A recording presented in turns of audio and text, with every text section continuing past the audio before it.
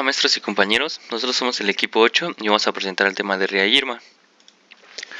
Bueno, tenemos que la radioinmunoanálisis, que es RIA, e inmunoradiométrica, que es IRMA, en el campo del análisis de las hormonas esteroidales incrementó apreciablemente la sensibilidad de las determinaciones. Una condición esencial para que todo análisis de tipo RIA tenga una alta exactitud es de que se cumpla un alto grado de especificidad. En estos sistemas, si el anticuerpo se añade en pequeñas cantidades, habrá más anticuerpos unidos al antígeno marcado cuanto menos antígeno no marcado se encuentre en el medio. Esto quiere decir que se establece una competencia entre el antígeno no marcado y el marcado. Cuanto más antígeno no marcado haya en el medio, menos anticuerpos se unirá al antígeno marcado. Aquí podemos ver un gráfico que muestra la radioactividad que se incrementa en IRMA y decrece en RIA, pero esto se explicará más adelante. Bueno, un método competitivo en el método competitivo se puede establecer una relación entre la cantidad de complejo antígeno-anticuerpo y la cantidad de antígeno libre del medio. Este tipo de técnicas son competitivas. Hay diferentes variantes de este tipo de ensayo. Hay simultáneo, secuencial, entre otras. En el método no competitivo se proporciona en el nivel más alto de sensibilidad y la especificidad del ensayo.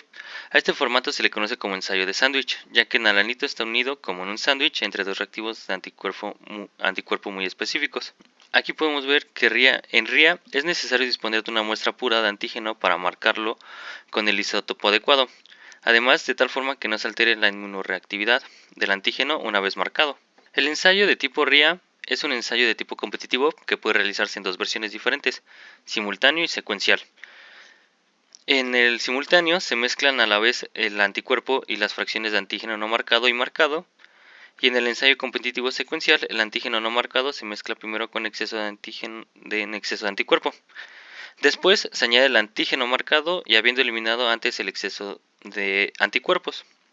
A continuación de la separación, el marcaje de la fracción unida es determinado y utilizado para calcular la concentración de antígeno no marcado y se utilizan isótopos radioactivos para el marcaje de los anticuerpos o de los antígenos, los isótopos 99 y el yodo. En IRMA se presenta la ventaja de que no se necesita tener una cantidad de antígeno purificado y ya que no necesita ser marcado. El marcaje de los anticuerpos actualmente se supone menos problemas ya que los anticuerpos son moléculas relativamente estables, de manera que es más fácil marcarlos sin alterar su función como proteínas. De una manera esquemática se puede representar el principio básico de la técnica de IRMA, como se muestra en la imagen de abajo, en esta de aquí, ya que este presenta un método no competitivo y existe una versión competitiva. En el ensayo no competitivo, el reactivo se añade en exceso. Aquí podemos ver la representación de un proceso de RIA competitivo, ya en que el anticuerpo se ha unido a una fase sólida, que tiene un soporte. ¿Qué son los radioisótópicos? Bueno, pues estos son una forma inestable de un elemento que emite radiación para transformarse en una forma más estable. La radiación puede arrastrarse fácilmente y causar cambios en la sustancia que la recibe. Estas características o estos atributos las hacen especiales y hace que sean utilizados en la medicina, en la industria en general. Los radioisótopos de uso clínico. En medicina encontramos dos grandes radioisotópicos, que es el tecnesio 99M y el yodo 125. Esto debido a que el tecnesio es un elemento químico cuyo radioisotópico es el tecnesio 199 y se utiliza para el diagnóstico de enfermedades de medicina nuclear. Este es el utilizado debido a que tiene vida media de 6 horas y no es necesario administrar grandes cantidades de un fármaco a los pacientes, además de que es capaz de emitir una radiación gamma monocromática. Es utilizado en forma de pertecneato de sodio directamente inyectado para el diagnóstico de alteraciones en las glándulas como tiroides o glándulas salivales, además de otras más específicas como pueden ser alteraciones cardíacas, renales, hepatíticas, óseas y otras alteraciones. Por otro lado, encontramos el yodo 125, que es ampliamente utilizado para tratar la hiperfusión de las glándulas tiroideas, el cáncer de tiroides y la formación de imágenes de la tiroides.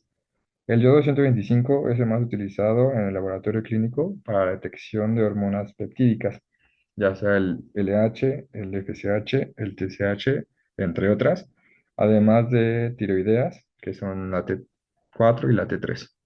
Otros radioisótópicos utilizados son el titrio, el carbono 14 y el fósforo 32. ¿Cómo funciona el marcaje de moléculas con MTC? 99 MTC, perdón. Existen tres generaciones de radiofármacos de este tipo. En la primera generación, la preparación de estos radiofármacos se hace mediante kits que contienen el ligando, el agente reductor y el buffer que ajusta el pH. La mayoría de los que encontramos en el mercado son de esta primera generación. La segunda generación de radiofármacos son vectores específicos, lo que significa que están diseñados para unirse a un receptor en concreto. Estos radiofármacos se preparan mediante quelatos bifuncionales, los cuales son capaces de unirse al precursor radioactivo y al biofactor que pueden ser péptidos, proteínas o farmacóforos. La tercera generación de radiofármacos, la estructura esencial de estos radiofármacos es una biomolécula mayoritariamente hormonas que son mimetizadas y a las que se les incorpora un esqueleto de carbono del isótopo radioactivo. En este caso, la biomolécula se une directamente al receptor intrínseco. Por su parte, buscando formas de marcar con yodo, encontré las reacciones de intercambio isotópico. En estas reacciones de intercambio isotópico, uno o más átomos de la molécula se reemplazan por el isótopo radioactivo del mismo átomo, debido a que la molécula original y la molécula marcada son idénticas. No se alteran las propiedades químicas y biológicas de la molécula marcada. En este caso, el intercambio de estas reacciones son reversibles y se utilizan para marcar compuestos con yodo radioactivo. Bueno, pasando aquí con la normativa. En México la regulación correspondiente a la seguridad y manejo de materiales radiactivos va a estar a cargo de la Comisión Nacional de Seguridad Nuclear y Salvaguardas, CNSNS. Esta entidad va a ser responsable de supervisar y regular las actividades relacionadas con la radiación ionizante y la seguridad nuclear dentro de nuestro territorio nacional. Aquí vamos a tener cuatro tipos de leyes o reglamentos, que primero vamos a tener lo que es la Ley de Energía Nuclear. Esta ley va a establecer las bases para el uso de la energía nuclear y la protección radiológica en México. Va a definir lo que son las responsabilidades de las autoridades y las empresas que trabajan con materiales radioactivos. En número 2 tenemos lo que son Reglamento de Seguridad Radiológica. Este reglamento va a establecer los requisitos y procedimientos para la protección radiológica en actividades con fuentes radiactivas. ¿Ok? Bueno, radiológica define los niveles de automatización y control que deben seguirse para garantizar la seguridad radiológica. En número 3 tenemos lo que son las normas oficiales mexicanas, o mejor conocidas como las NOMS. Pues las NOMS son regulaciones técnicas específicas que nos van a detallar los requisitos para diversas actividades relacionadas con materiales radiactivos y radiaciones ionizantes. ¿Ok? Un ejemplo de este sería la NOM 011 NUCL de 2011, que se encarga de establecer los requisitos para el transporte de materiales radioactivos. ¿Ok? Y en número 4 tenemos lo que son las normas internacionales. Además de estas normas y regulaciones federales, también pueden existir regulaciones estatales, locales, relacionadas con la seguridad radiológica, por lo que es importante poder verificar las regulaciones especificadas en la región en la que se realicen estas actividades con materiales radioactivos. ¿Qué se debe hacer al trabajar con estos reactivos? Pues trabajar con reactivos de IRMA, que es análisis inmunorradiométrico, o RIA, que es radioinmunoanálisis, va a implicar siempre precauciones especiales debido al uso de isótopos radioactivos. Tenemos uno que es el entrenamiento, que como lo muestra la imagen, antes de poder trabajar con reactivos IRMA o RIA, va a ser esencial recibir capacitación adecuada sobre las técnicas específicas y las precauciones de seguridad relacionadas con el manejo de materiales radioactivos. Esto puede incluir aprender sobre los procedimientos de seguridad y cómo utilizar el equipo de una manera apropiada. En número 2 tenemos lo que es el equipamiento de protección personal o EPP, y en algunos casos pues delantales con plomo para poder protegernos de la radiación. En número 3 tenemos lo que es manipulación en una campana de flujo laminar. Minimizar la exposición a la radiación y poder prevenir la contaminación de superficies o personas. En el número 4 que tenemos lo que es el etiquetado y almacenamiento.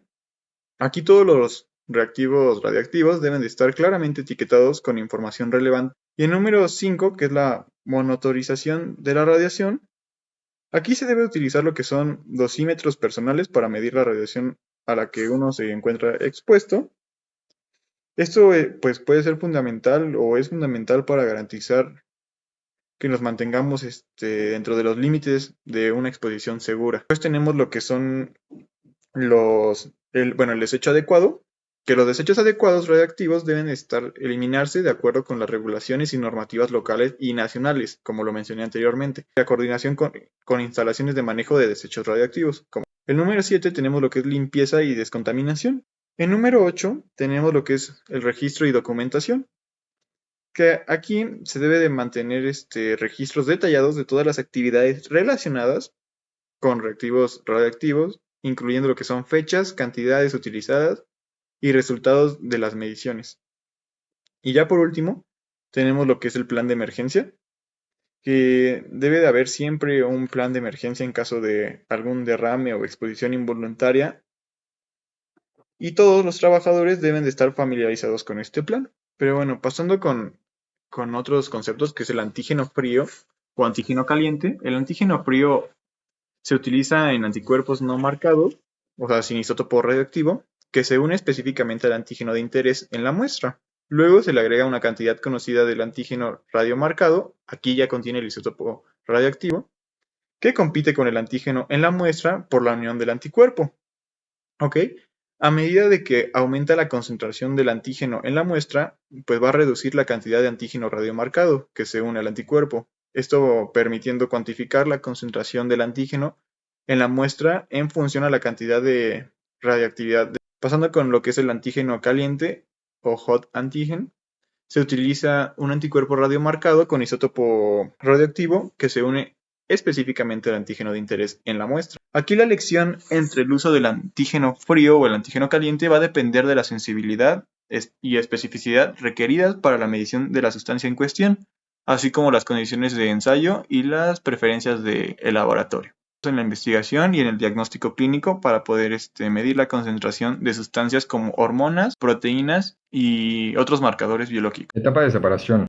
Para escoger el método de separación ideal, este método debe contener o debe de contar con ciertas características para ser considerado. El primero es que consiga una completa separación de la fracción ligada y la fracción libre. Pues de nada serviría tener una fracción con ambas si estamos buscando una separación completa. La segunda es que no se vea influenciada por las numerosas sustancias presentes en la reacción. La tercera es que sea reproducible, sencilla, barata y técnicamente rápida. Creo que esto es el punto más importante tanto para las empresas como los grandes laboratorios. Y la cuarta es que no interfiera en la reacción anticuerpo-antígeno. Los métodos empleados se basan en las diferencias de las propiedades físico-químicas existentes entre el complejo anticuerpo-antígeno. Los más empleados o los métodos más utilizados son los siguientes.